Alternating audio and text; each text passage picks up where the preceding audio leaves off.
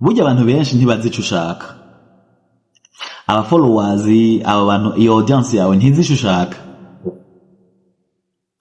Ndikubwiye aba content creator canke wese ari kuza ashaka gukora YouTube canke page Facebook.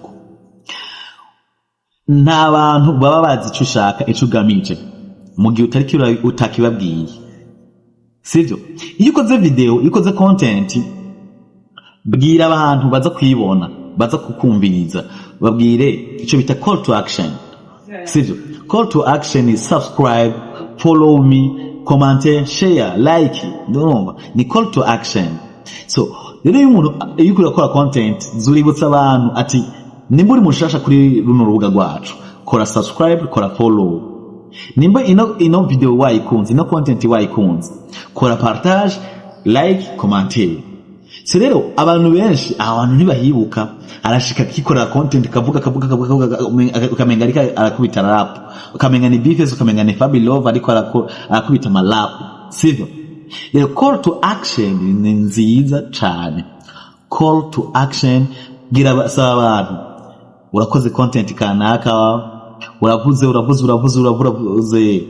tusaba abantu ati nimba uri mushasha, kora subscribe kuri Naason Star TV, kora subscribe kuri Elite Life TV, kora subscribe kuri Josiane Nihoreho Official, kora subscribe kuri Kelly Empire TV, kora subscribe kuri Vizigiro Anmari.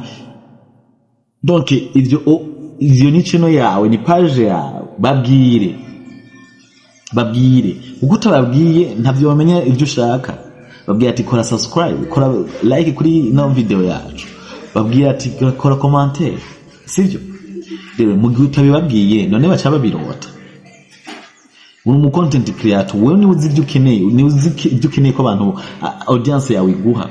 Rero mu gihe utabibabwiye arashobora kuza kirabira kirenganira kuko ntazi ivyo ukeneye. Wakoze content kugira ngo abantu bakore subscribe, kugira ngo bayirabe, kugira ngo bakore like, bakore commenter, ndetse banayipartage.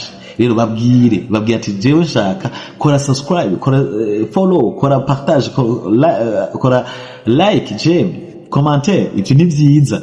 Babwire ivyo ukeneye. Nk'umu content creator utegerezwa kubabwira abantu bawe ico ukeneye. Sivyo? Rero ikosa abantu dukora no kudasaba. Aba content creator ikosa dukora no kudasaba. Saba buri video ko ukora zurabasaba. Uko udasavye ntaronka, ariko ubusavye araronka. Rero trick nkiyi ntazoyikura atari kuri Naason Star TV. Ntahandi bantu bazokubwira ibintu nkibi. Ni kuri Naason Star TV. So kora subscribe, follow kuri Facebook yacu, kuri YouTube yacu ni ukora subscribe ni Naason Star TV hose, no kuri TikTok ugenda usangayo Naason Star TV. Sivyo? Kora subscribe, utibage gukora like, commentaire na share kugira ngo ino content ishikire abantu benshi bashoboka. Merci beaucoup. Mwari kumwe na Naason Lighton.